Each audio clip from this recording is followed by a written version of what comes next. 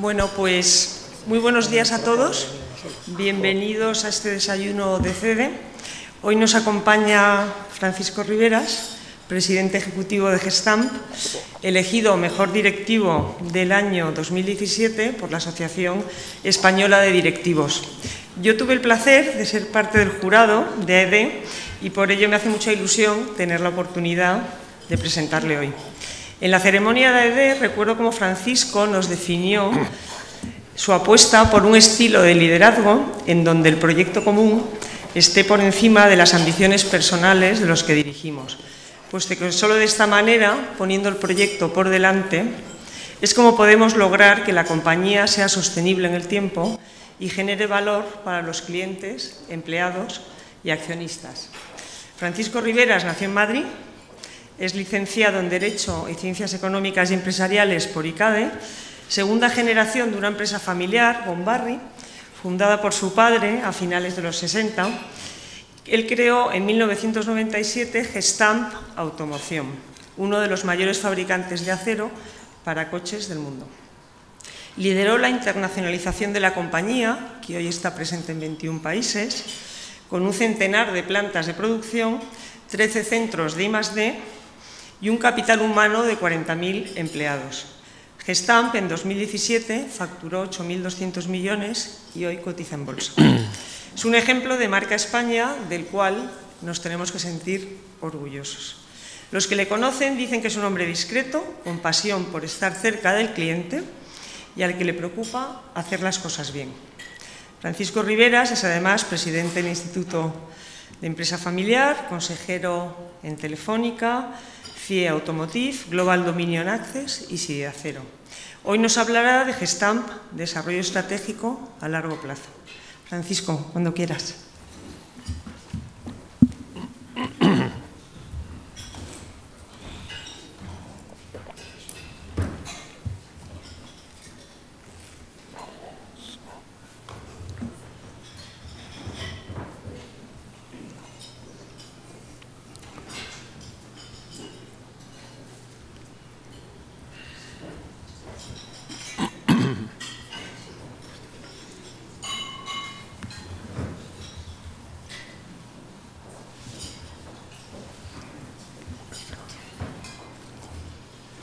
Bueno, buenos días a todos y en primer lugar dar las gracias a CEDE, gracias Marieta, gracias César, por invitarme a participar en vuestros desayunos de trabajo, una actividad y un evento que ya se lleva realizando desde hace más de 20 años y que la verdad es que tiene bastante prestigio y me siento muy honrado de que me hayáis invitado.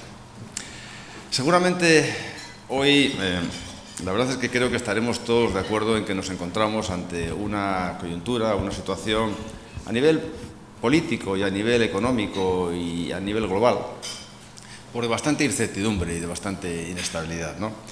Yo diría que la segunda parte del ejercicio anterior y el principio de esta, pues la economía no se ha comportado demasiado bien y hemos visto unas reacciones bastante abruptas de los mercados financieros, ¿no? Yo creo que todo esto nos ha llevado a un ambiente de pesimismo, que ese pesimismo yo creo que se está alargando durante esta primera parte del ejercicio 2019 y yo sinceramente la verdad es que lo que opino es que este pesimismo no está demasiado fundamentado por los datos que hoy en día estamos viendo a nivel económico, pero la verdad es que la gran duda que está planeando ahora mismo ante todos nosotros es si nos encontramos ya en esa famosa fase de desaceleración o de principio de una crisis, o si realmente estamos hablando de un pequeño bache en una trayectoria de recuperación desde la crisis del 2008 que ya va durando mucho. Bueno, en todo caso, ese es el entorno en que nos movemos ahora, pero yo vengo a hablaros de Gestamp, de nuestro proyecto y de cómo hemos construido el grupo durante todos estos años y sobre todo los retos y cómo vamos a afrontar los retos a los que nos enfrentamos, no solo esta inestabilidad económica y política, sino los propios retos que tienen que ver con el mundo del automóvil. Así que sin más, si soy capaz de entender esto bien, ahí estamos. Bueno, en primer lugar, yo creo que mejor señalar que cuando hicimos la salida a bolsa hace año y medio, que parece que ha pasado mucho tiempo, Nosotros en la IPO contábamos una equity story donde decíamos que nuestra empresa había nacido en el 97 y en apenas 20 años habíamos sido capaces de transitar de ser una empresa pues, local, española, sin tecnología propia, a realmente ser el líder mundial y en tecnología en el sector de fabricación y distribución de componentes de automóvil, de metálicos, ¿no? Pero la verdad es que la historia de Gestamp, y como antes ha comentado Marieta, empezó antes, empezó con mi padre, empezó hace 60 años, cuando él, desde cero y con unos cuantos amigos y 5.000 pesetas, creó el grupo Gombarri, ¿no? Un grupo que arrancó dentro del ámbito de la distribución de productos siderúrgicos y que se convirtió poco a poco en el líder en el país, ¿no? En aquel momento, pues claro, lo que Gombarri era un piso alquilado, un teléfono y una moto Vespa para hacer alguna distribución de productos siderúrgicos, pero no muy pesados, ¿no? Pero la verdad es que en aquellos años, y con poca y con bastante rapidez, mi padre fue capaz de desarrollar Gombarri y pasar de un punto donde solamente era comercialización a abrir sus primeros almacenes, a abrir sus primeras fábricas, la primera de ellas en Burgos, en su ciudad natal, donde él nació, para alcanzar a finales de los años 80 ya el liderazgo en el ámbito de los centros de servicio de acero en España, no fuera de España, y en ese momento fue cuando nos paramos a pensar que qué hacíamos hacia adelante, y una de las cosas que pensamos es que tenía sentido empezar a diversificarnos hacia un sector que estaba empezando a crecer en España, que era el sector de los componentes metálicos del automóvil. El sector del automóvil en aquel momento estaba empezando a funcionar muy bien en España, y decidimos apostar por ello. Yo me había incorporado a finales de los 80, mi hermano un poquito después, y yo unos años después decidí ya salirme de lo que era el ámbito de Gombarri y crear Gestamp y dedicarme 100% a lo que es el mundo de Gestamp en los componentes metálicos de automóvil. Pero bueno, más allá de la prehistoria, nosotros en aquel momento lo que evidentemente vimos es que había una oportunidad enorme, una oportunidad que no solamente era española, sino que era global, de atacar el mundo de los componentes del automóvil. Un sector que en general no es muy conocido, mucha gente incluso lo confunde con los repuestos del automóvil, pero un sector que tiene mucha importancia a nivel global, puesto que hoy en día básicamente alrededor del 75% del valor añadido de producción de un coche lo hacen las empresas de componentes y no ya los grandes fabricantes, de tal manera que por cada empleo que hay en cualquier fábrica de montaje de coches tenemos 3 o 4 empleos en fabricantes de componentes de automoción, que es a lo que nosotros nos dedicamos. Y cuando empezamos, decidimos, un poco académicamente, montar un plan estratégico, y en ese plan estratégico realmente lo que tuvimos claro desde el primer momento es que nuestro sector no era un sector B2C, nuestro negocio era un señor B2B, y al final el número de nuestros clientes era extremadamente limitado, pero clientes extremadamente grandes y fuertes y globales. Luego, realmente lo que nosotros empezamos a hacer era ver que era necesario crecer rápidamente para tener una masa crítica que nos permitiera, por un lado, tener el nivel de interlocución suficiente para que nos escucharan esos grandes clientes, y por otro lado, tener una masa que nos permitiera acometer a la vez todas las necesidades que tenían esos clientes, que precisamente estaban en el ámbito de la globalización o acompañarles en sus nuevas fábricas en todo el mundo, y por supuesto en el ámbito de la tecnología, con nuevos productos y nuevos procesos. Todo ello, por supuesto, basado en unos pilares que evidentemente tiene que tenerlos cualquier empresa, pero quizás el de nuestro sector son más importantes, como es la excelencia operacional, ser los mejores todos los días en calidad, en servicio y en coste-precio, y por otro lado también en una solvencia financiera que nos permitiera invertir de una forma importante, pero no generar ningún tipo de riesgo de operaciones a ninguno de nuestros clientes. Con ello, realmente nuestro grupo lo que ha hecho ha sido crecer. Crecimiento es una parte fundamental de nuestro ADN. Empezamos en una primera fase, que arrancamos en el año 97. En esa primera fase nos centramos primero en crecer. Ese crecimiento nos llevó para hacer un proceso de concentración, un proceso de liderar y de consolidar toda la industria de fabricación de componentes metálicos en la península ibérica. Después apostamos por una primera etapa de globalización en nuestros mercados que teóricamente eran más sencillos por cultura, que precisamente fue nuestra entrada en Latinoamérica, y en paralelo para empezar a hablar de nuestros primeros centros industriales en donde estaban las sedes de nuestros clientes, primero en Francia, después en Alemania y después en Estados Unidos. Pero yo diría que seguramente donde nuestro grupo ha tenido un crecimiento diferencial ha sido cuando empezó la crisis. Realmente creo que nosotros, a pesar de la dureza de la crisis que el sector del automóvil llevó a circunstancias en las cuales ya no nos acordamos, pero hace apenas 10 años llevó a la quiebra de compañías como General Motors o Chrysler o Delphi en el sector de componentes. Nuestro objetivo fue pasar la crisis, evidentemente, pero aprovechar esa crisis como una oportunidad. Y de hecho, aquí aparecen datos, pero son datos que fueron absolutamente fuertes. En el caso de Europa estamos hablando de una caída de la producción como la que aparece en el gráfico. En el caso de Estados Unidos fue todavía peor. Estábamos hablando de que en un trimestre, 2 trimestres, se bajó de una producción anual tendente a 15 o 16 millones a menos de 10. Eso fue y en ese caso, pues evidentemente se produjo una situación de emergencia y nosotros reaccionamos con medidas a corto plazo, como todo el mundo. Evidentemente nos miramos nuestro capital circulante, redujimos las inversiones que no fueran imprescindibles, modificamos todos nuestros esquemas de financiación, con todas nuestras líneas de financiación. En aquel momento nosotros manteníamos la prudencia de tener un apalancamiento sensato, no como otras empresas que a lo mejor se habían pasado en el tema del endeudamiento, pero sobre todo tuvimos que mejorar mucho la calidad de ese endeudamiento y eso hicimos. Y rápidamente nos centramos en el largo plazo, nos centramos evidentemente en controlar nuestro EBITDA para mantener una cierta rentabilidad, pero el objetivo era mantener todos y cada uno de los compromisos que teníamos con nuestros clientes y aprovechar la crisis para dar un salto.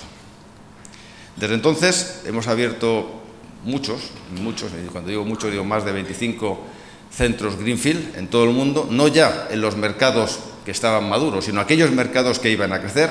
Hicimos una apuesta muy fuerte por China, pero también entramos en la India, entramos también en Rusia, estamos fuertes en Turquía, en México, países donde realmente se estaba produciendo el crecimiento. Aprovechamos también esa oportunidad en un momento complicado para tomar el control de algunas empresas importantes desde el punto de vista de tecnología que estaban sufriendo. En aquel momento, en el año 2010, compramos el grupo ECHA, líder mundial en la fabricación de mecanismos para apertura y cierre de puertas y de elementos móviles en los coches, y también compramos la división de Metal Forming al grupo ThyssenKrupp, con lo cual nos dio liderazgo en todo el mundo de chasis. Y por otro lado, en paralelo, no dejamos de invertir en el tema de I+D. I+D es otro de nuestros pilares. Nosotros estábamos un poco más retrasados y aprovechamos durante todos estos años para hacer un poco el catch-up y convertirnos en este momento en la referencia en todo lo que tiene que ver con tecnologías en la fabricación de esos componentes metálicos. Con todo, cerramos nuestro portfolio de productos en todos aquellos componentes metálicos de un coche que pueden estar ligados a lo que es la carrocería en sentido estricto, ya sea todo lo que vemos por fuera, toda la piel, o todo lo que es la arquitectura interna del coche, que es la que realmente es relevante en términos de, por ejemplo, cuando se produce cualquier tipo de accidente. Incorporamos productos desde los bumpers o pasando por los cross carbine que soporta el salpicadero, y ahora con los battery boxes.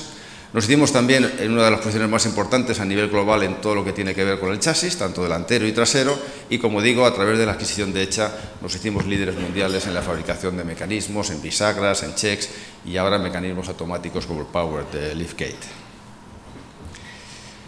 Conseguimos un nivel de globalización, o hemos conseguido un nivel de globalización, yo diría que bastante sensato. En este momento ya contamos con 108 plantas operativas en 22 países, y tenemos otras 4 plantas en construcción. Seguimos siendo un grupo bastante europeo, no solamente en Europa Occidental, también fuerte en Europa del Este, incluyendo zonas como Rusia y Turquía de crecimiento. En Mercosur somos líderes y estamos creciendo mucho en NAFTA, no solamente en Estados Unidos, sino también en México, y donde estamos creciendo, pero solamente en los últimos años un poco más rápido, es en Asia, donde China es una parte muy importante de nuestra estrategia ahora, pero también hemos entrado recientemente con una primera planta en Japón, en la India, en Corea y también en Tailandia. Y desde el punto de vista de la tecnología, pues hemos seguido apoyando a nuestros clientes con los mismos ejes que empezamos hace 20 años. Es decir, tratando de que esos componentes metálicos de los coches, tratar de diseñar y de ofrecer nuevas alternativas para conseguir que nuestros clientes produzcan cada vez coches más ligeros, de tal manera que podamos ayudarles a cumplir con los compromisos de reducción de emisiones, más seguros, evidentemente tratando de ayudar a esos coches a mejorar en todos los temas de siniestralidad y en todo el tema de lo que es la seguridad pasiva de los coches, y todo ello consiguiendo que sea un precio razonable para que los precios de los coches no se incrementen de una manera espectacular. Con tecnologías como por ejemplo la estampación en caliente, que apenas estaba en el mundo del automóvil hace unos años, en los cuales ahora mismo somos líderes y donde en muy pocos años hemos conseguido instalar más de 80, casi 90 líneas ahora mismo, y que nos permite la mejor relación en esto que os comentaba antes, de bajar el peso y conseguir aumentar todo lo que es la seguridad del habitáculo en caso de un accidente. Y esta es la foto nuestra del 2017, la del 2018 la sacaremos en unas semanas cuando publiquemos resultados, pero en líneas generales desde el año 2009 hemos conseguido incrementar nuestra facturación desde algo cercano a los 2.000 millones de euros a 8.200 millones de euros en el ejercicio 2017, es decir, hemos subido 6.000 millones de euros en este periodo. Y también hemos pasado de tener 13.000 empleados a torno de 45.000 a finales de este año. Hemos conseguido que nuestra empresa ya no sea una empresa local, es claramente global. Es verdad que en este momento tenemos solamente en España el 17% de nuestras actividades, siendo que ese 17% de todo lo que hacemos es mucho más de lo que teníamos en términos absolutos hace 10 años. Y evidentemente pues seguimos desarrollando ese plan estratégico apuntando al largo plazo.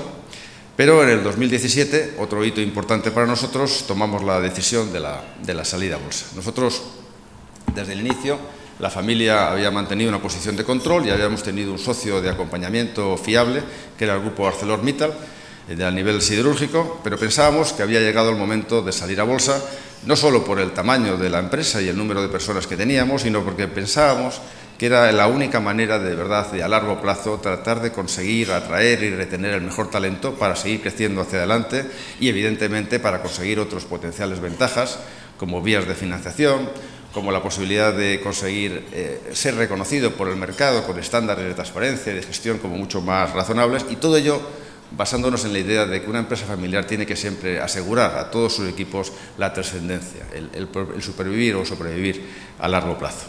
Y eso fue lo que hicimos. Realmente en este momento lo que hicimos fue comprar la participación del Grupo Arcelor, después buscamos un socio estratégico que estuviera alineado con el futuro, que es el caso del Grupo Mitsui, que entró en nuestro grupo con un 12,5% y que nos ha permitido, nos está permitiendo abrirnos la puerta hacia el mercado de los clientes japoneses, que son los que producen un 30% de los coches a nivel global y donde nosotros tenemos una penetración relativamente baja. Después vendimos una parte importante o una parte relevante de las acciones a un grupo importante de nuestras personas y ya por fin hicimos el IPO, por el cual en este momento sigue, a pesar de que hay un free float en bolsa, la familia sigue controlando más del 50% del capital. Pero esto ha sido el pasado. Hacia adelante nos encontramos con retos, como creo que todas y cada una de las empresas y todos los que estáis aquí. Los retos que tenemos nosotros, la verdad es que son retos, yo diría, bastante importantes, porque el sector del automóvil siempre ha sido un sector importante, siempre ha sido un sector pionero desde el punto de vista de medidas de productividad y de eficiencia, pero ahora mismo nos encontramos que por el automóvil y a través del automóvil pasan una de las grandes cambios o disrupciones que se están produciendo a nivel mundial, y no tenemos más que ver la cantidad de horas y de stands que por ejemplo se ven en Las Vegas todos los años alrededor de la innovación, ¿no? Para nosotros los riesgos vienen dados por la evolución del mercado, el mercado potencial, cuántos coches y quiénes y cómo se van a fabricar por nuestros clientes. Por otro lado, tenemos también las grandes disrupciones propias del sector del automóvil, lo que vienen a llamar el case, todo lo que los retos ligados a la conectividad, a autonomous driving, todo el tema del shared mobility y también todo el mundo del ámbito de la electrificación o vehículos eléctricos. Y por otro lado, algo mucho más transversal que afecta a todas las industrias, yo creo, de nuestro país y de a nivel mundial, que es todo el impacto de la digitalización hacia el futuro y, en nuestro caso, la industria 4.0.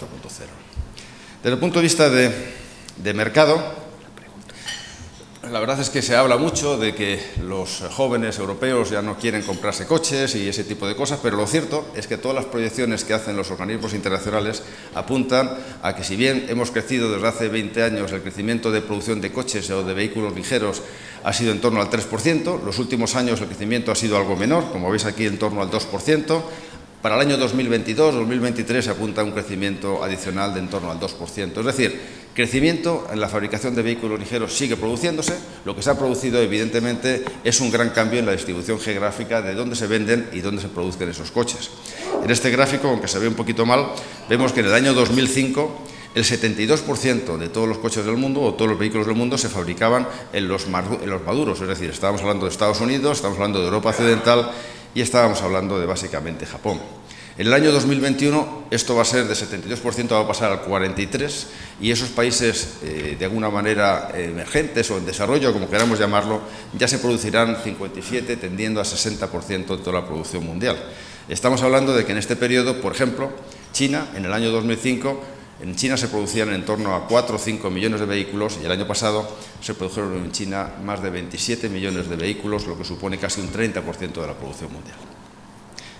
Por tanto, mercado sí, va a haber hacia adelante para nosotros, y además nuestro mercado de verdad relevante tiene que ver no solamente con la fabricación de coches, tiene que ver también con las decisiones de nuestros clientes de qué es lo que quieren hacer ellos en su casa y qué es lo que quieren externalizar o qué parte de outsourcing es la que quieren hacer. En nuestro caso, hacemos un tipo de componentes donde los fabricantes todavía hacen mucho en casa, pero la tendencia que viene hacia adelante es que los fabricantes tienen que cada vez más concentrar todos sus recursos en los nuevos retos ligados al case y, por tanto, las oportunidades, el incremento del outsourcing, que es lo que realmente nosotros vivimos hacia los próximos años, está siendo muy significativo, y eso lo que nos está permitiendo es que, sin tener que comer mercado a ninguno de nuestros competidores, estamos creciendo mucho más de lo que está creciendo el mercado en estos últimos años, en torno a 6-7 puntos más de lo que está creciendo el mercado de fabricación de vehículos. Si nos vamos al case, la verdad es que yo diría que ahora mismo, cuando se habla del automóvil, ya raramente se habla de coches bonitos o de la aerodinámica o de qué si está de aluminio, solamente hablamos del case, es decir, realmente parece que todos estamos viviendo ya coches que todavía no existen. Estamos hablando de que, por ejemplo, grandes fabricantes de coches ya no son fabricantes de coches, ahora son proveedores de servicios de movilidad sostenible, verde y algo más, pero ya no son fabricantes de coches aparentemente. Pero lo cierto es que queremos pensar que el mundo de todo lo que tiene que ver con la conducción autónoma, todo lo que tiene que ver con los robocaps, todo esto está aquí y todavía va a tardar mucho, y evidentemente hay un montón de incertidumbres que van a condicionar cuándo realmente vamos a poder llegar a un mundo en que todos los coches sean autónomos, en que todos los coches sean eléctricos o por lo menos no sean de combustión, y a su vez que la mayor parte de los coches no sean propiedad de las familias, sino que sean propiedad de algunos entes financieros todavía indefinidos que realmente nos alquilen el coche por minutos, por horas o por días. Yo creo que estamos todavía muy lejos, hay un montón de incertidumbres alrededor de eso, estamos hablando de problemas de materias primas, problemas de regulación, cambios en las infraestructuras, en fin, creo que estamos hablando todavía de algo que todavía no está llegando, pero que va a condicionar mucho lo que va a pasar hacia adelante. Y en nuestro caso, todas estas cosas nos están afectando muy poco, porque realmente da igual cómo sean los coches un poquito hacia adelante, todos en los próximos 10 años van a necesitar siempre un chasis y una carrocería que sea más ligera y más segura. Luego, en ese sentido estamos bien, pero sí vemos en los últimos tiempos ya que la aceleración del mundo de los vehículos eléctricos está produciendo ya un impacto, y para nosotros sí está teniendo un impacto, y la verdad es que yo diría que bastante positivo. Positivo porque nos hemos encontrado que el vehículo eléctrico, a pesar de que es un vehículo que por definición no emite, por lo menos el vehículo, no la fabricación de energía, pero aunque no emite, lo cierto es que tenemos también que apostar mucho más en el diseño de los nuevos coches eléctricos, en rebajar el peso, en este caso ya no para quitar emisiones, sino para aumentar la autonomía de las baterías. Y por tanto, los nuevos coches eléctricos tienen muchas más soluciones que nosotros nos estamos enfocando hacia el mundo del lightweight. El outsourcing, como comentaba antes, está implicando que ahora mismo todos los grandes fabricantes tienen que seguir manteniendo sus coches de combustión originales y están a su vez lanzando todas las gamas de coches eléctricos porque no saben cuándo y cómo se va a producir la transición entre uno y otro. Y eso implica un montón de dinero invertido y, por tanto, implica la necesidad de trabajar más con proveedores como nosotros para tratar de poder seguir haciendo esto y el resto de los retos del case. Y además están apareciendo nuevos productos que para nosotros son importantes, como por ejemplo todo lo que es la zona del battery box o todo lo que es el suelo del coche, que va a ser el habitáculo donde vamos a poner esas baterías que para un coche que quiera tener una autonomía de 400 kilómetros, hoy en día estamos hablando de una pieza que tiene 350 kilos de baterías más otros 150 de soporte, que es lo que es hoy en día el battery box de un coche de vehículo que tenga que tener esa autonomía, como digo. Y ligado al mundo de la industria 4.0, pues aquí creo que, como en todo, estamos hablando también de una enorme confusión, ¿no? Estamos hablando, todo el mundo está mezclando términos con absoluta naturalidad y mañana ve que va a cambiar todo. No sé si todo el mundo sabe de qué está hablando, todo el mundo habla de Big Data, habla de los algoritmos, habla de realmente, pero hay que tener claro que todo esto está pasando, que es una gran revolución, pero yo creo que lo importante es sacarle partido, tomar tu propio plan, hacer tus objetivos y tratar de ser parte de esta revolución o evolución que se está produciendo, que evidentemente lo que no puede hacer es bloquearte y darte la sensación de que al final todo esto está pasando y nuestras empresas están quedando paradas. Todo el mundo habla mucho más en general de lo que está pasando, de lo que realmente está haciendo en su casa. Para nosotros, no lo vemos como una revolución, creemos que es una evolución. De hecho, yo creo que las empresas y los particulares llevamos ya en los últimos años acostumbrándonos a cambios de tecnología con absoluta rapidez y con absoluta naturalidad. Yo creo que el cambio que realmente vemos es que ahora mismo todo el mundo del Big Data y de la digitalización nos está proporcionando a todos a nivel individual y también a nivel de empresas muchas más herramientas y datos, y para nosotros el objetivo no es aplicarlo como lo está entendiendo todo el mundo en el mundo del B2C. Nuestros clientes sabemos perfectamente qué es lo que quieren porque nos lo chillan todos los días, no tenemos que captar qué es lo que opinan los clientes. A nosotros lo que nos interesa es utilizar todos esos datos y esas herramientas para hacer industrias conectadas, plantas conectadas, inteligentes y absolutamente eficientes. Eso es lo que hacemos. Y la verdad es que esto se explica mal con palabras, así que he querido meter un pequeño vídeo, sin aburriros, para ver qué es lo que hacemos nosotros en la Industria 4.0. A ver si funciona. El mundo se encuentra en constante evolución tecnológica. Un mundo conectado, con ciudades más inteligentes, con una industria más eficiente. Gestamp vive la cuarta revolución industrial. En Gestamp innovamos hacia la Smart Factory. Fábricas conectadas, más eficientes y flexibles. Procesos más inteligentes, consistentes y fiables. Una digitalización que aporta valor al negocio y que cambiará la forma de relacionarnos con nuestro entorno. En Gestamp construimos la Smart Factory. Conectada. Productos, máquinas, sistemas y personas conectados que comparten información a todos los niveles y en tiempo real. Un ecosistema donde continuamente se genera información que se comparte, de la que se aprende y con la que se decide. Inteligente. Plantas de producción que resuelven problemas por sí solas, que saben dónde está la eficiencia y cómo alcanzarla. Cada producto cuenta con su ADN que lo diferencia. Flexible. Logística inteligente que responde en tiempo real y de forma autónoma a las necesidades de nuestros clientes. Procesos que se autorregulan para adaptarse a cada producto y a cada situación. Eficiente. La Smart Factory nos da la capacidad de adelantarnos a los problemas, de mantener nuestros procesos en el mejor nivel de eficiencia, de no cometer errores y de conseguir una coordinación perfecta entre las personas y los sistemas. Centrada en las personas, porque las personas son las que crean, las que intuyen, las que saben y las que hacen posible esta visión. En Gestamp estamos creando nuestra Smart Factory, trabajando por ser aún mejores en lo que siempre nos ha diferenciado: la creación de valor para nuestros clientes y para la sociedad.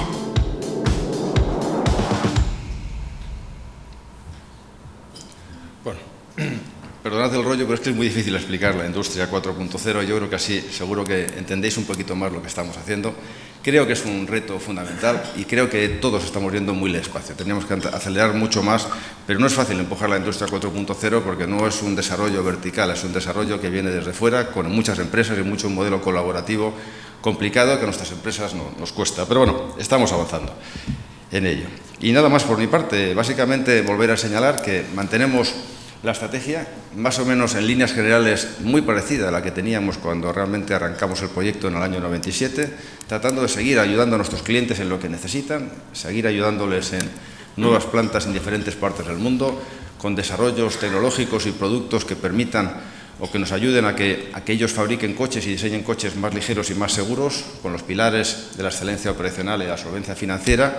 Ahora tratando de adaptarnos a todos los retos del case, que en nuestro caso vemos la gran revolución del eléctrico y estamos postulándonos para ser un líder fundamental en todo este campo, especialmente en el Battery Box, y por supuesto tratando de sacarle partido a todas estas oportunidades que nos da ahora la digitalización para conseguir que nuestras plantas sean plantas conectadas, ligadas y absolutamente eficientes. Evidentemente, un planteamiento a largo plazo, que hemos hablado de muchos detalles, pero para nosotros también muy importante darnos cuenta que estamos basados también en principios y en valores, cosas de las que hablamos pocos, pero nosotros estamos convencidos de que los valores de nuestra cultura corporativa es lo que nos hace algo diferencial con respecto a algunas otras compañías. Estos valores vienen, por supuesto, del origen de lo que mi padre empezó y tiene que ver con tener siempre al cliente de verdad en el centro del negocio, tratando de buscarle o darle satisfacción a sus necesidades por medio de esa excelencia operacional que comentaba y también por la innovación y por la tecnología. Para llegar a todo ello, evidentemente, tenemos que conseguirlo a través de las personas, que es el centro de todo lo que hacemos ahora y hacia adelante, y evidentemente el gran objetivo de todos es que el proyecto permanezca a largo plazo. En realidad, principios perfectamente claros que podría contar cualquiera de las empresas, en general, en el ámbito, por ejemplo, de la empresa familiar. Todas las características que estamos diciendo son características de la empresa familiar. Siempre estamos hablando de largo plazo, por encima del corto plazo, de atajos interesados, siempre los principios encima de la mesa, porque son los principios de la familia y no es algo que tienes escrito en tu web, sino que es algo que realmente has vivido y que tienes que vivir con ellos, porque no puedes hacerlo de otra manera. Y evidentemente el compromiso con la tierra, con el país, con tu zona, que al final ha llevado a las empresas familiares hacia adelante pues a mantener y a seguir invirtiendo y creando empleo incluso en los momentos de crisis. Y nada más, muchas gracias.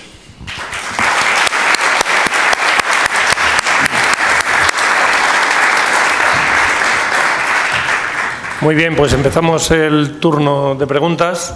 Muchísimas gracias, porque yo creo que nos ha quedado bastante claro lo que es Gestamp, sus dimensiones y, sobre todo, la importancia que tiene la creación desde un grupo inicialmente prácticamente unipersonal, donde 60 años después esto es, bueno, podríamos decir, una de las empresas pues de mayor tamaño y que ha evolucionado en el tiempo de manera muy importante. Yo luego te haré una pregunta muy concreta respecto a ese concepto de paso de la empresa familiar a una empresa profesionalizada, cotizada en los mercados, que no es fácil, ¿eh?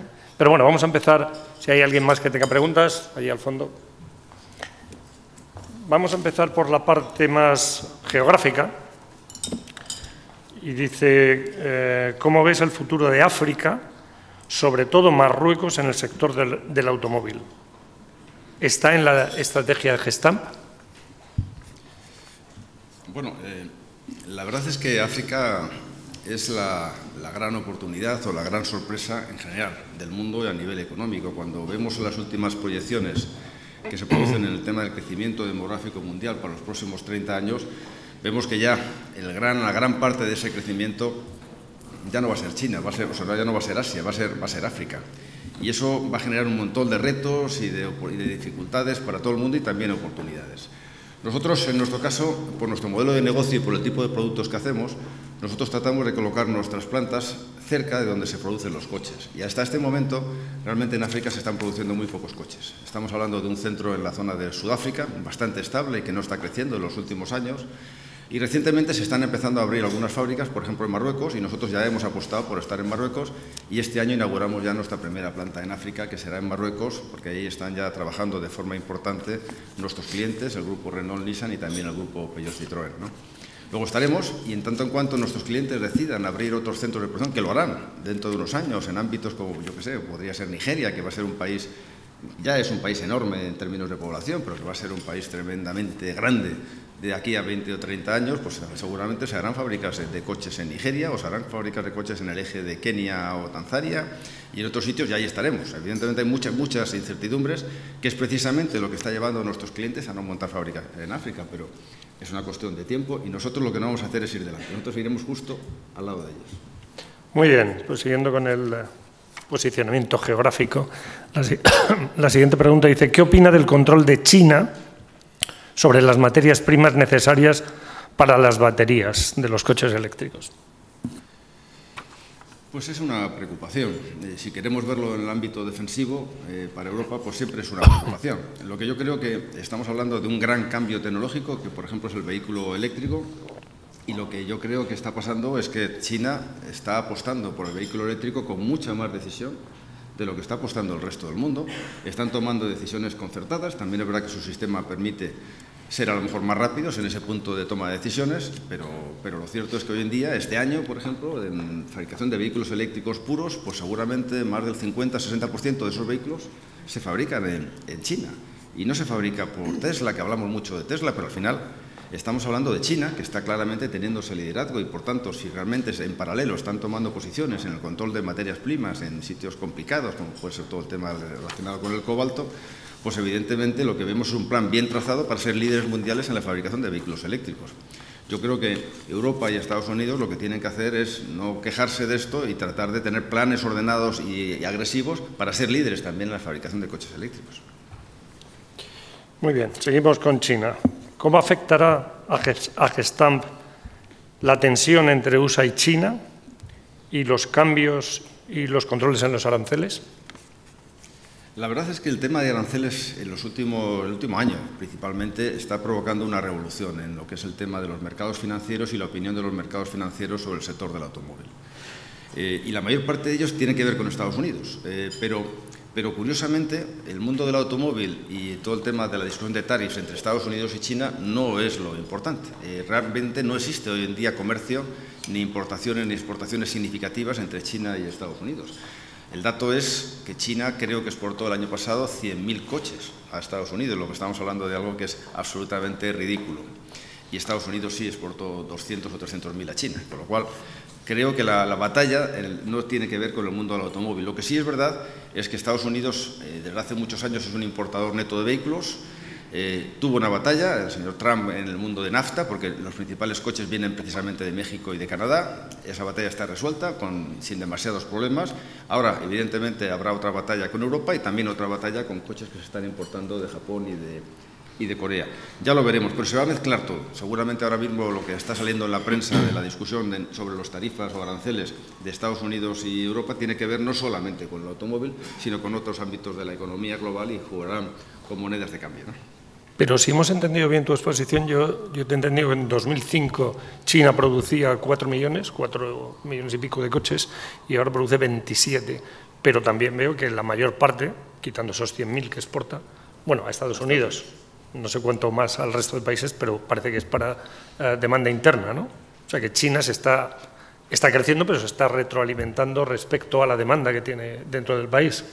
Es que creo que cuando analicemos de verdad qué es lo que ha cambiado la economía en los últimos 20 años, seguramente veremos que el gran cambio ha sido China. Estamos hablando de algo que es espectacular. Estamos hablando de que a pesar de que hoy en día estén produciendo todos esos coches y que los vendan todos en eso, todavía el ratio de motorización de China es muy inferior al que tenemos en Estados Unidos o en Europa. Aquí estamos hablando de 700 coches por persona, o sea, por 1.000 habitantes, y ahí estamos hablando de ratios que todavía no creo que lleguen a los 200. Pero es que tenemos a India con todo lo que ha crecido, que está creciendo en ratios de en torno a 30 por 1.000. Con lo cual, lo que estamos hablando, muchas veces cuando hablamos del sector del automóvil, de que es un sector maduro, tendemos a verlo siempre bajo la perspectiva de un europeo, donde ya estamos básicamente casi saturados, y es verdad. Y en los últimos años apenas ha crecido la producción. De hecho, ahora mismo, este año y el año pasado, se siguen produciendo menos coches en Europa Occidental de los que se producían en el 2006. Luego, por tanto, el mundo está creciendo, pero el mundo está creciendo en otros sitios, como debe ser, quizás. Bueno, cambiamos un poco de la orientación geográfica y ahora vamos a las energías. ¿Va a afectar Gestamp su conexión empresarial con las energías renovables? A ver, no la pilla. Que si va a afectar a Gestamp su conexión, no sé qué quiere decir, su conexión empresarial con las energías renovables. Se supone que Gestamp estará desarrollando o tiene o se alimenta de energías renovables. No. Es que nosotros a nivel de grupo familiar también hemos invertido en el mundo de las energías renovables y entiendo que el tema viene por ahí. Yo creo que estamos todos absolutamente convencidos que el mundo de la energía es absolutamente uno de los retos fundamentales que tiene la economía y la sociedad a nivel global, ¿no? Y el crecimiento de las energías renovables tiene que crecer de una manera exponencial, por ejemplo, porque si creemos que la solución en el mundo de las emisiones, en el tema de coches, tiene que ver con el vehículo eléctrico, tendremos que conseguir que esa energía que vamos a meter en nuestro coche eléctrico sea una energía renovable y no sea quemando carbón o quemando petróleo, ¿no? Luego, por tanto, esa revolución tiene que venir. Nosotros estamos muy cerca, apostamos mucho por las energías renovables y a nosotros, evidentemente, es una consecuencia natural. Estamos apuntando a un nuevo modelo de economía, de sociedad, y en ese mundo y en ese modelo el automóvil tiene que moverse, pero tiene que moverse también el mundo de la energía y eso requiere unas grandes transformaciones, mucho dinero y también políticas gubernamentales que sean sensatas y que manejen un poco el realismo de lo que se puede hacer a corto plazo con unos objetivos que deben ser ambiciosos a largo. No sé hasta dónde puedes, como empresa cotizada, desvelar cifras, pero hay una pregunta muy concreta que dice aquí: ¿cuáles son los planes para este año en lo referido a apertura de plantas? A mí me ha parecido ver en las transparencias que aparte de las 108, teníais 4 en construcción. No sé si la respuesta estaba en la transparencia o no. Bueno, no sé si estaba, pero sí. Sí estaba, ¿eh? Lo de los 4 en construcción yo lo he visto. Pues no es ningún secreto porque lo hemos comunicado ya, pero tenemos 4 plantas en construcción que se van a abrir en el año 2019. Tenemos una planta en México, donde vamos a dar servicio en el área de San Luis Potosí a las nuevas plantas y desarrollos de compañías como BMW o General Motors o Renault Nissan en Aguascalientes. Abriremos también para final de año otra fábrica en Michigan, ligada a nuestra segunda planta de chasis en Estados Unidos. Estaremos también abriendo una inversión que llevamos ya 2 años terminando en Eslovaquia, en Nitra, para dar cobertura al grupo de Jaguar Land Rover, y como decía también abriremos en la segunda parte del año la primera fábrica en Marruecos, en Kenitra, para dar cobertura a nuestros clientes franceses. Dentro de la misma persona que hace la pregunta, nos dice, ¿hay algún plan ante la posibilidad de un Brexit sin acuerdo?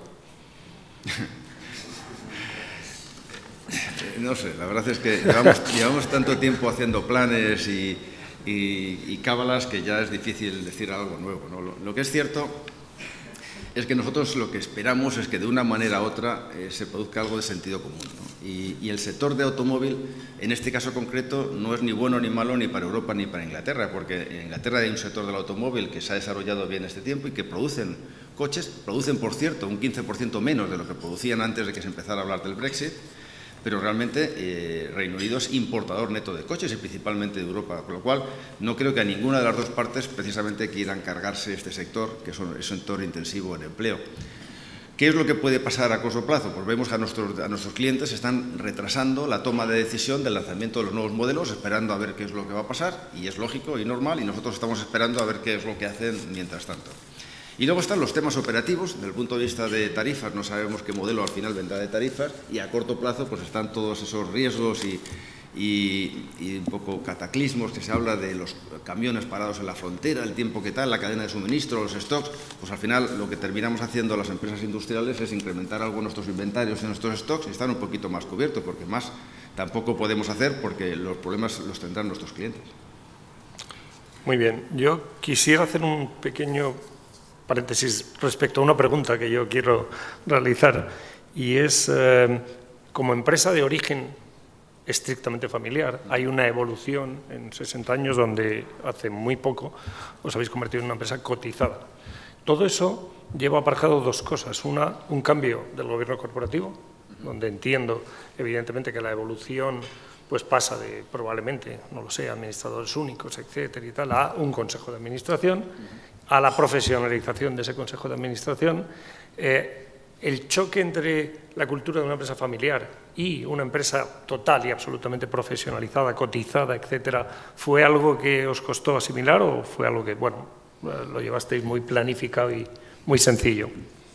Hombre, el cambio a cotizar es un cambio y evidentemente cuesta. Aunque me resisto un poco a aceptar algunas de las cosas que damos por sentadas, ¿no? De que empresa familiar y profesional de alguna manera sean cosas que puedan ser antagonistas. Yo creo que no. Yo creo que las empresas familiares, a su manera, son absolutamente igual o más profesionales que las empresas que son públicas, ¿no? Yo creo que eso no debería ser un cambio, y las que no lo son, pues lo que tienden es a desaparecer. Desde el punto de vista del gobierno corporativo, nosotros teníamos una cierta ventaja, y es que llevamos muchos años con una asociación multinacional, con un consejo de administración y con un nivel de información, de gestión muy amplio, y por tanto, en ese sentido, no suponía para nosotros una gran diferencia a niveles de sistemas de información y de equipos. También es verdad que en el año 2013, en mitad del lío, decidimos nosotros ser una de las primeras empresas en aquel momento de salir al mercado y emitir bonos. Como sabes, cuando en el momento que empiezas a emitir bonos ya eres casi cotizado, porque ya te obligas a hacer un reporte trimestral, ya tienes que tener alcohol con inversores, con lo cual fue una transición bastante moderada, y es verdad que en el consejo era un consejo más, entre comillas, más de accionistas, y ya se ha convertido en un consejo más abierto. Ahora tenemos, pues la mitad del consejo son independientes, pero la verdad es que eso está funcionando con una naturalidad enorme, y lo que nos está permitiendo es adaptar esos niveles de transparencia y de profesionalidad que teníamos a moldes un poquito más acordes a lo que está marcando todo el tema del gobierno corporativo, que por cierto pues son muchas cosas continuamente cambiando, a veces con sentido y otras veces a lo mejor no tanto. Muy bien. Bueno, dicho eso, es muy importante Has comentado que hay 50% más o menos de consejeros que son independientes. Sí. ¿En vuestra compañía realmente hay un aporte de valor añadido de los consejeros independientes? Pues yo creo que sí. La verdad es que hemos conseguido un equilibrio de consejo bastante sensato. Evidentemente, la gente a veces confunde y quiere culpar o responsabilidad al Consejo de Administración de la gestión del día a día. Este no es el caso. Pero nosotros hemos incorporado unos consejeros con diferentes perfiles que nos están ayudando a completar pues, la visión que tenemos. Yo creo que lo que yo he aprendido del Consejo es que estamos todos los días, los que estamos metidos en la gestión, todos los días encerrados en un ámbito muy concreto, y cuando te vienen personas con ojos nuevos y con ganas de ayudar y te empiezan a plantear, oye, te has planteado esto y esto completamente alejado de lo que es el día a día de tus preocupaciones, la primera posición es mirarle como diciendo, oye, no sabes de qué va, ¿no? Pero la siguiente vez te das cuenta de que te están abriendo una serie de círculos y te obligas a pensar un poquito más allá. Y eso para mí en un consejo es fundamental, sobre todo cuando estamos hablando de gente potente, gente sana y que está comprometido también con el proyecto, ¿no? Muy bien, bueno, pues hablando de los consejos vamos a hablar de otro punto más, que es la diversidad. La mujer se ha ido incorporando en los últimos años a la industria del automóvil, aunque como sucede en otros sectores, mucho menos en los puestos de responsabilidad. ¿Cómo aborda Gestamp el impulso al liderazgo femenino? ¿Forma parte de la estrategia de la compañía en el corto y medio plazo? Yo creo que sí, estamos todos viviendo en la misma sociedad y por tanto nuestra sociedad vive también dentro de este entorno. Lo curioso del tema es que a nosotros en Gestamp esto es un tema absolutamente natural. Cuando estamos nosotros contratando personas y evidentemente a nivel de servicios corporativos y a nivel de las plantas industriales, pues todo el mundo entra y evidentemente da igual que sea una mujer o no sea una mujer, es lo de menos. Y curiosamente a la hora de entrar nos entran unos porcentajes muy similares.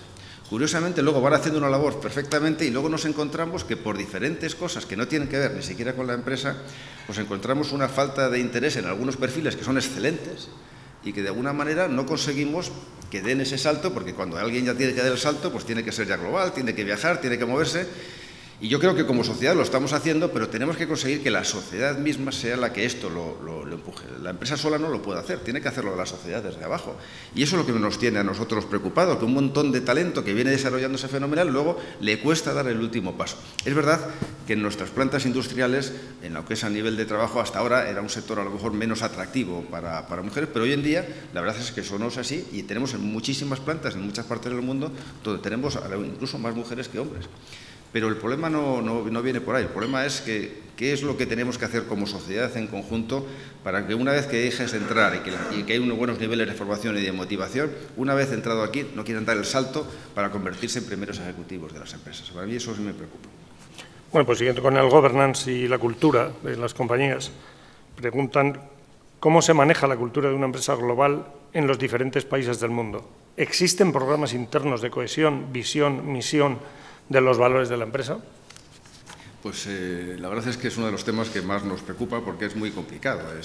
Ya es difícil en España o en Europa mantener los principios y los valores que empezaron en nuestra empresa, pero cuando ya te vas a intentar pasarlos a plantas en la India o en China, la verdad es que te das cuenta que tienes que hacer mensajes muy sencillos. Y nosotros lo tratamos de hacer, porque al final hay una serie de valores que yo creo que son absolutamente universales y otros son un poquito más locales.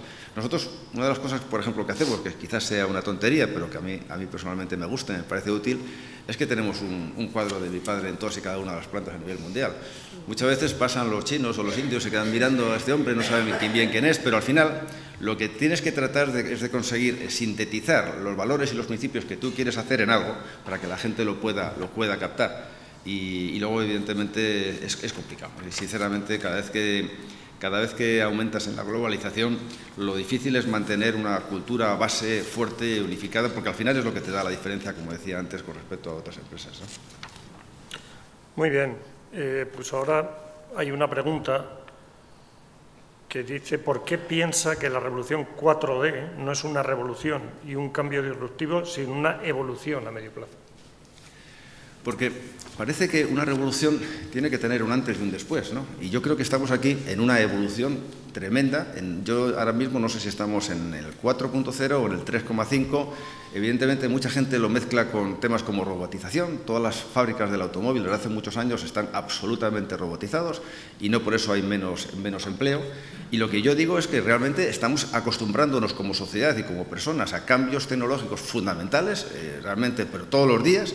Lo estamos incorporando con enorme facilidad y yo creo que ahora mismo para mí lo que está pasando es que el cambio fundamental que yo veo en lo que es Industria 4.0 tiene que ver con que ahora mismo podemos sacar partido, porque tenemos herramientas para sacar partido a unos niveles de información que antes no teníamos y, por tanto, intuíamos, tratábamos de ser capaces de indagar qué es lo que pasaba, pero no tenías certeza. Ahora tenemos certeza de muchísimas cosas. Podemos pasar de tener nuestras fábricas, como tenemos ahora mismo, con mantenimientos preventivos y mantenimientos correctivos cuando se paran, a mantenimientos predictivos. Podemos sensorizar todas y cada una de las líneas a nivel mundial y sacando una serie de parámetros, generar los algoritmos y, al final, pasar a un mantenimiento predictivo, realmente basado en datos, más allá que en la que es el buen juicio y la experiencia de personas que tienen ese talento de saber qué pasa con las máquinas, ¿no?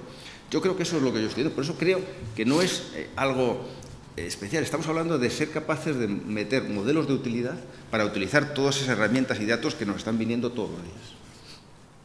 Muy bien. Hay otra aquí que dice: enhorabuena por vuestro desarrollo, estáis en todos los países punteros. ¿Qué consejos daríais para empresas que quieren empezar a desarrollarse fuera de España? ¿Cómo juega la imagen de España?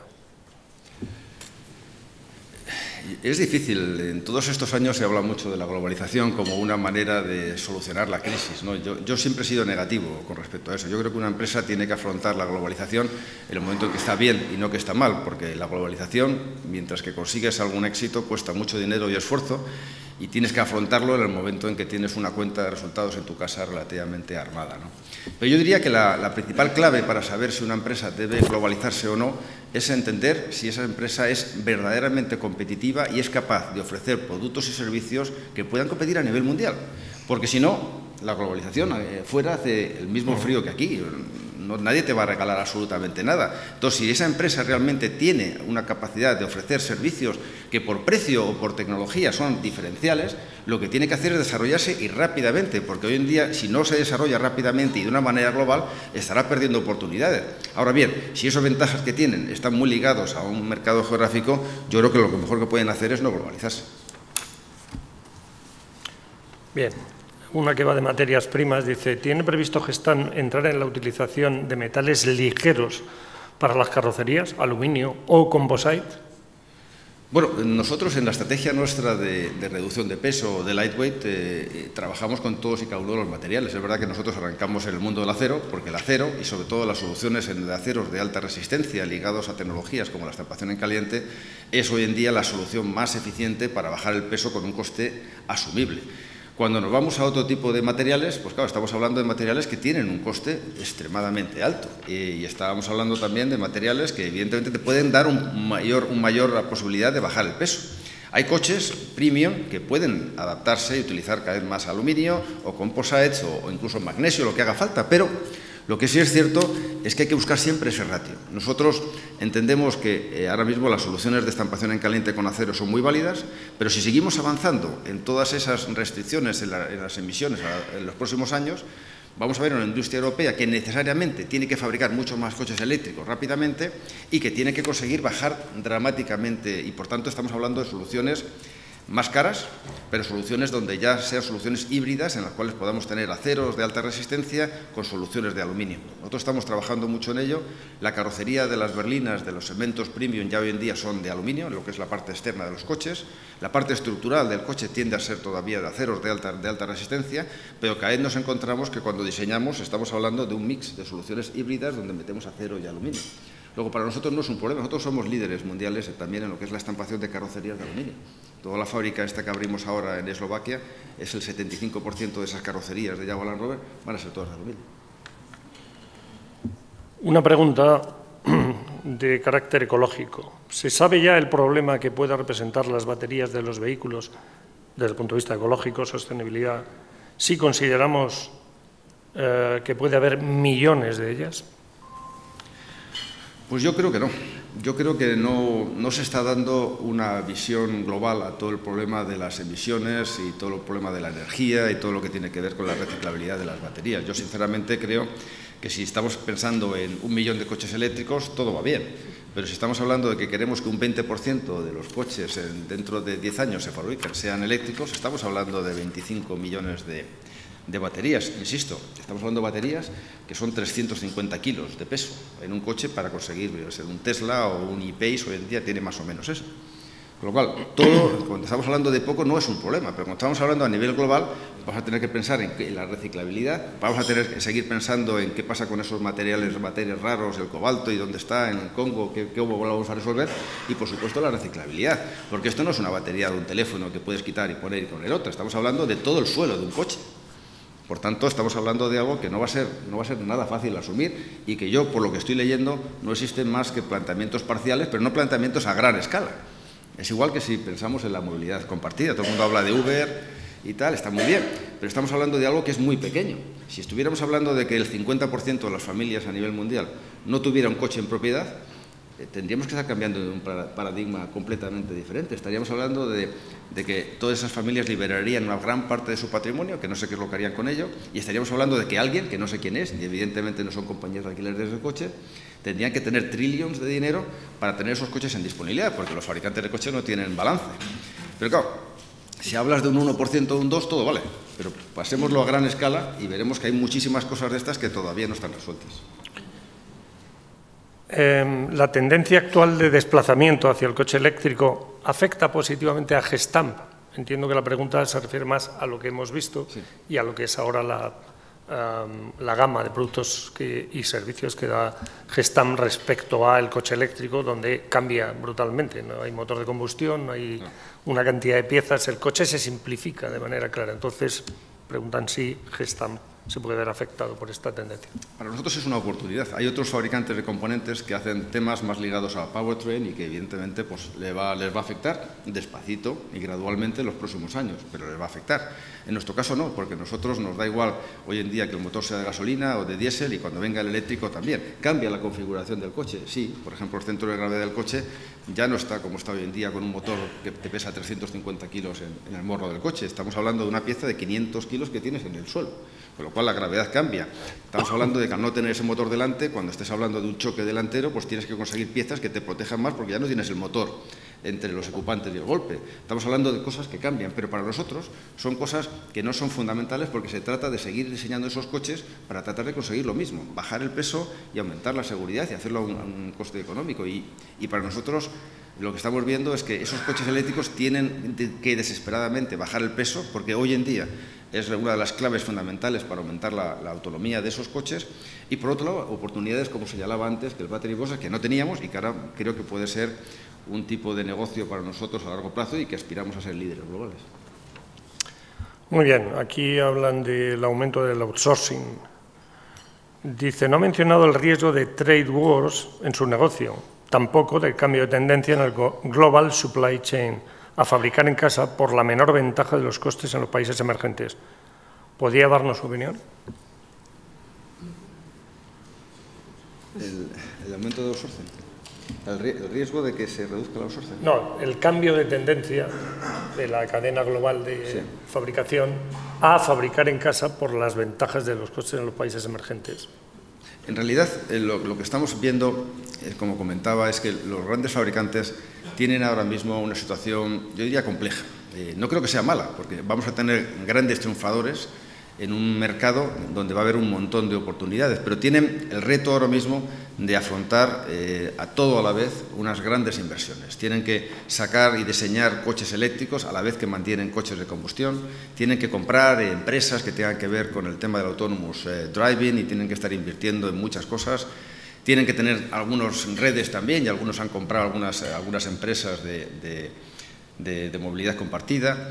Es decir, creo que en ese entorno los fabricantes de coches lo que tienen que tender es a trabajar más con proveedores y preservar ese capital para poder hacer todo esto. Creo que esto es lo que está pasando en general y porque tienen un problema de que no tienen suficiente capital para poder acometer todo a la vez. Y los mercados financieros son muy peculiares porque no te permiten, evidentemente, un incremento de tu apalancamiento. Estas empresas que estamos aquí diciendo, muchas de ellas tienen niveles de apalancamiento de 1 o 2 veces EBITDA o menos.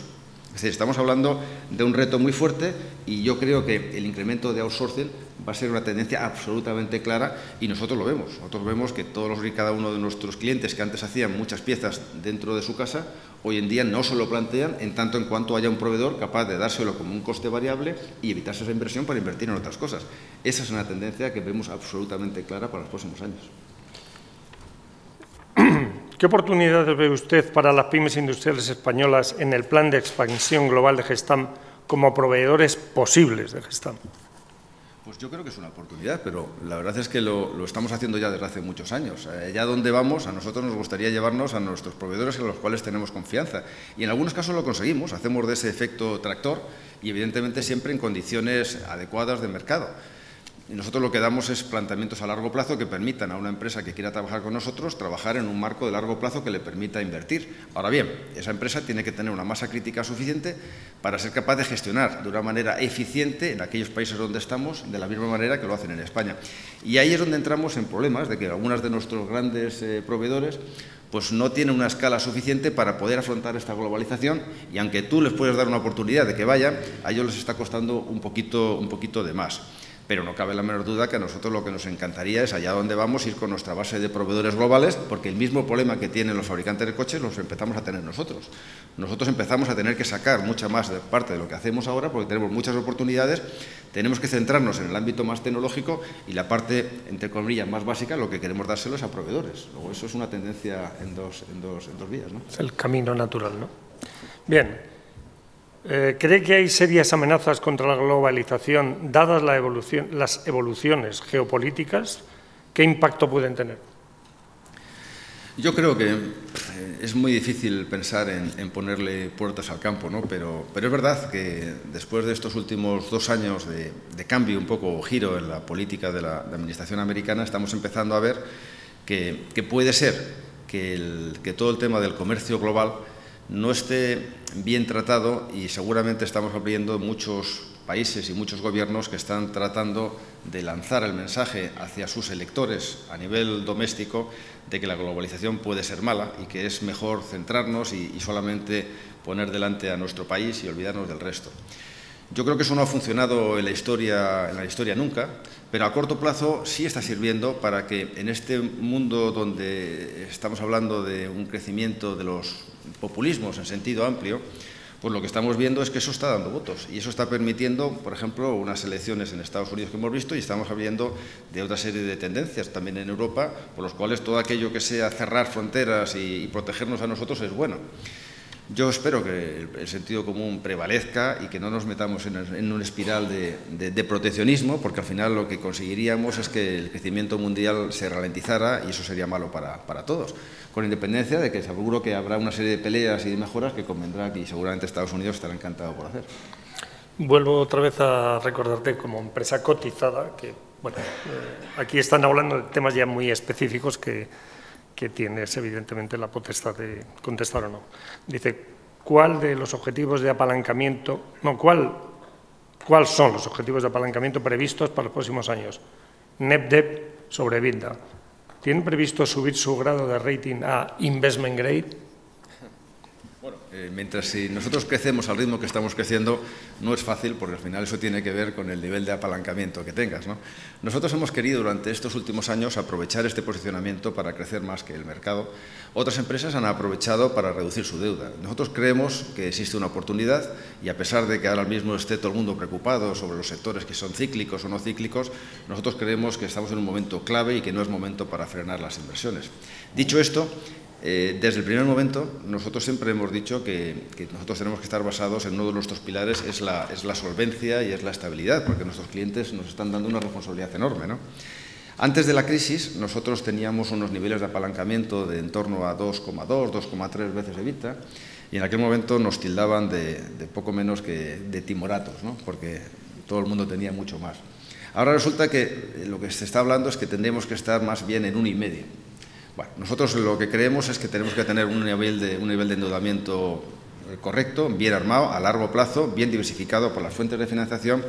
El año pasado, el año 2017, no quiero mezclarme con los datos, estuvimos en 2,12 veces de apalancamiento, de deuda sobre EBITDA, y este año vamos a acabar con un apalancamiento ligeramente superior, con el objetivo seguramente en el año 2019 de volver a niveles cercanos a 2. El objetivo estratégico que tenemos es estar entre 2 y 1,5. Muy bien, yo creo que son ratios bastante saludables y que ante cambios en los mercados financieros pues bueno, permiten reaccionar sin mayores problemas, porque todos vemos en el horizonte un incremento de los tipos de interés, eso parece evidente, ¿no? Pero precisamente por eso, ¿cuáles son los indicadores que de manera sistemática sigue el Consejo de Administración? Antes, en la presentación, has hablado del paso de empresa privada y familiar a empresa cotizada. Marcó una serie de hitos que son, digamos, donde habéis puesto el foco. Concretamente, las nuevas vías de financiación, atraer talento, mejorar los estándares de gestión y transparencia, continuidad de la industria, en este caso de la compañía, a largo plazo, o sea, visión a largo plazo y también control de la compañía de más del 50%, porque no habéis decidido precisamente perder esa mayoría, porque entiendo que como compañía todavía familiar o mayoritariamente familiar tenéis como norte o como, digamos, eje en los próximos años de manera estratégica el mantener más del 50% o la mayoría en la compañía. Pero sobre todos estos temas, ¿cuáles son los que el Consejo de una manera permanente y prioritaria selecciona para su seguimiento en la gestión? Bueno, yo creo que aplicamos un poco el sentido común. Nosotros tenemos, nuestros horizontes de inversiones son muy largos. Cada vez que invertimos hay que pensar siempre en 10, 12, 15 años de periodo. Entonces, lo que hacemos es estar muy encima de lo que es la aprobación y seguimiento y adaptación del plan estratégico nuestro a 5 años y todas aquellas variables, de tal manera que todos los consejos de administración tienen que hacer un seguimiento de las variables a corto, que muchas veces son más económico-financieras, y luego nos centramos en lo que son las variables que tienen que ver, que ya no son el día a día de las ventas o del EBITDA o de la deuda, sino que estaríamos hablando más bien si estamos haciendo todos los intangibles que nos van a permitir rematar el plan estratégico, ¿no? Hacemos un seguimiento fuerte del ámbito tecnológico, de hecho hacemos un consejo específico al año donde nos centramos en tecnología, y ahí es verdad que a algunos consejeros les cuesta más que a otros, pero en general a todos les interesa. Hacemos un seguimiento claro de todo lo que tiene que ver con la macro y la evolución de los países para poder un poco tratar de hacer un fine-tuning de esa estrategia geográfica, aunque ya digo que para nosotros tiene mucho más que ver con las decisiones de nuestros clientes que una decisión específica sobre invertir en un país o en otro. Estamos abriendo más hasta el punto de saber si un cliente en un país va a terminar siendo una cosa que vamos a ver dentro de 10 o 12 años. Eso lo miramos y evidentemente lo que hacemos mucho foco continuamente es en el ámbito de recursos humanos. Recursos humanos es la clave, realmente la gran dificultad, el gran reto de nuestra empresa es ser capaces continuamente de atraer, retener y formar el mejor talento, porque es la única manera de ser los líderes del sector. Y eso realmente está siendo complicado a nivel global, complicado en algunos entornos geográficos donde básicamente no hay desempleo. En Estados Unidos ahora mismo es complicado, toda la zona de Visegrado también es bastante complicada, pero yo diría que lo que más a nosotros nos dedica desde el punto de vista cualitativo en el Consejo tiene que ver con el desarrollo de los recursos humanos. Es más una visión, digamos, a largo plazo, combinada con, digamos, el soporte fundamental para que esos recursos puedan hacer efectivo precisamente los datos desde el punto de vista económico. Entiendo que está la historia. Muy bien, otra nos dice: con tanto conocimiento de la industria automotriz, ¿piensa Gestamp en lanzar un coche propio con su propia marca? Vamos a ver, yo creo que, como he comentado, el sector del automóvil es un sector extremadamente competitivo. Por eso, cuando yo veo que se están lanzando nuevas marcas o fábricas de coches a nivel global, pues en principio soy escéptico, porque claro, estamos hablando de compañías que llevan 100 años produciendo coches que tienen una masa crítica tremenda de todo tipo, y es muy difícil tener una disrupción tal que permita a un fabricante empezando desde cero romper.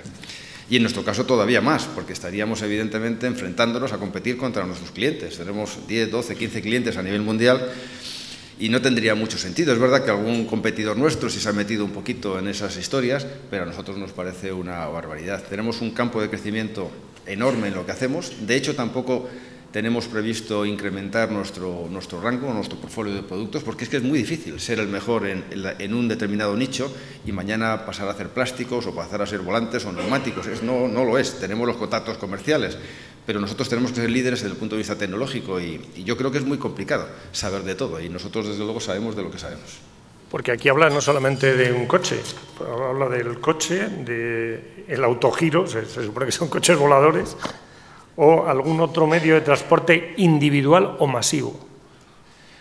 Nosotros lo que tenemos que hacer es seguir la tendencia y nosotros nos hemos posicionado por ser los proveedores desarrollando ideas y productos y si los coches al final vuelan habrá piezas de Gestamp dentro seguro, pero no me veo yo haciendo coches que vuelan. Hombre, y hay en los países árabes algunos ensayos de taxis voladores, ¿no? Sí, sí. No, con lo cual parece que la industria también va por ese tema. Sí, pero habrá que resolver antes, yo creo, el tema energético. Sí. Porque hoy en día eso está bien, pero... Bueno, los países árabes parece que el tema energético no tienen problemas, de momento. No es el depósito que tendría que tener ese coche para ir volando. Bueno, bien. Bien, uno de los temas importantes que has mencionado, que yo creo que adornan a cualquier empresa familiar de éxito como la vuestra, son los principios y valores. Yo creo que ahí sí que hay una diferenciación importante.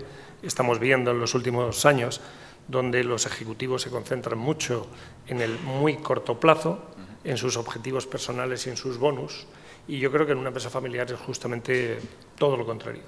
Hombre, tenéis una historia de más de 60 años, por tanto, yo creo que queda confirmado. Pero, ¿qué valor le das tú precisamente a la cultura familiar respecto a una empresa mucho más anónima? Hay empresas que están cotizando y que tienen...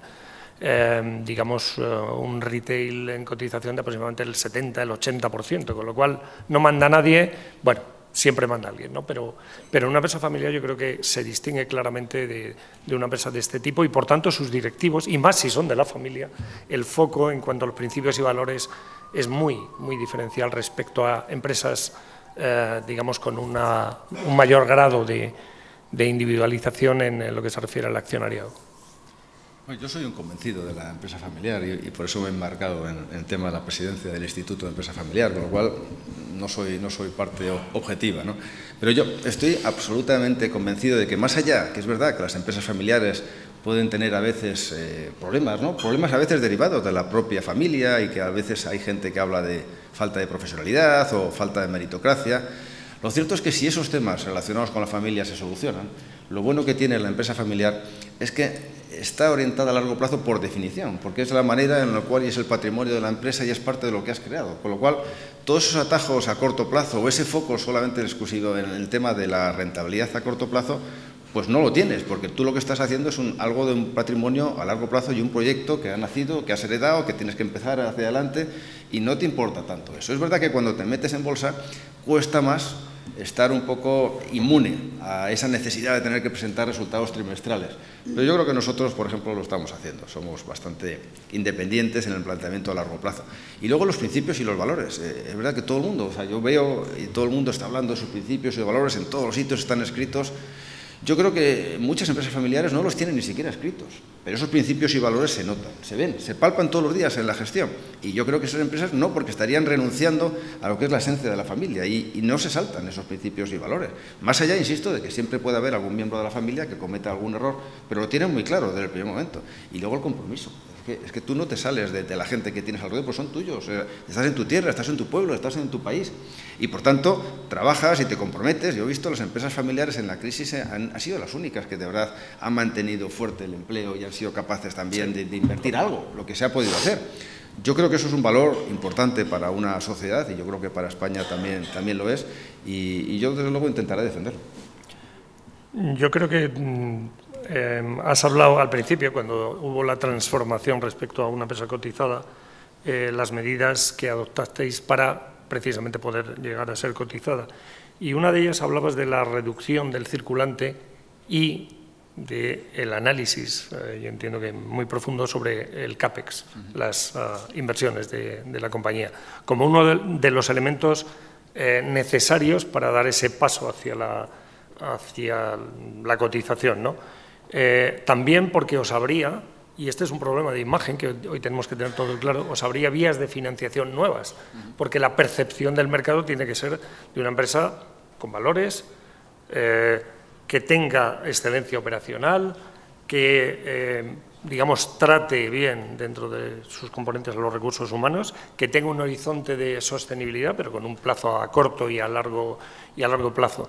Pero yo veo que aquí, precisamente en la salida a bolsa, os centrasteis, o por lo menos he entendido esto, mucho en la reducción del circulante, lo cual en una empresa familiar no es tan sencillo de implementar, y de la reducción de las inversiones, cuando lo que estás hablando es de una sostenibilidad a largo plazo que va a requerir fuertes desembolsos de inversiones. Esto, por lo que he visto, os permitió buscar nuevas vías de financiación. Has hablado antes de emitir bonos y eso te tiene que disciplinar. Y, por tanto, también a un compromiso respecto a la generación de vida y resultados futuros, que haga que, bueno, pues los inversores vean atractiva la compañía y el grupo como tal. En este caso, este paso que disteis en ese momento determinado con estos tres grandes elementos, la reducción del circulante y del CAPEX, las nuevas vías de financiación y la generación comprometida, entre comillas, de EBITDA, supuso de verdad un auténtico shock dentro de la compañía para su implementación. Bueno, es que yo diría que a veces a la fuerza ahorcan, ¿no? Y lo que pasó en el año 2008-2009 no estamos hablando de algo normal. Ahora, cuando hablamos de que puede venir o no una crisis, seguimos teniendo en la cabeza esa crisis. Esa crisis no fue normal, fue una crisis que en el mundo del automóvil nunca se había visto, que en un entorno europeo maduro tuviéramos 3 trimestres seguidos con una caída de producción del 40%. Luego, en ese momento, en general, todas las empresas tuvieron que tomar decisiones muy corto plazo y muy rápidas. Nosotros en ese sentido fuimos flexibles, pero tratando de salvaguardar el largo plazo. ¿Qué es lo que hicimos? Evidentemente, el sector del automóvil también estuvo afectado de una manera dramática.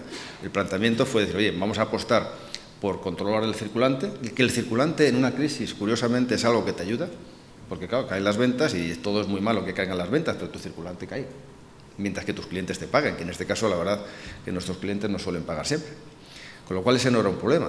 Las inversiones, nosotros tenemos un plan de inversiones tremendo, pero si nuestros clientes entran en shock y frenan, tú puedes frenar tus planes de inversión. Y todas tus inversiones un poquito a corto plazo las puedes bloquear en un momento de crisis tan bestial como lo que se produjo.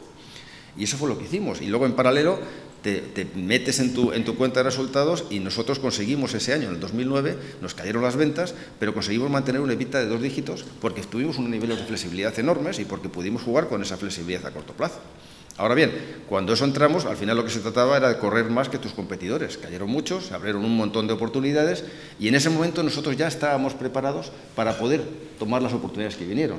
Y ahí fue donde yo creo que hemos dado el salto diferencial, porque mucha gente a partir de esa crisis se quedó un poco más bien parada, centrándose en reducción de deuda, y nosotros nos lanzamos a invertir. En algunos momentos nos achacaron que si estábamos un poco mal de la cabeza, pero lo cierto es que era donde realmente se producían esas oportunidades y nosotros hicimos ese esfuerzo grande que nos permitió estar en disposición de hacer esas compras de empresas.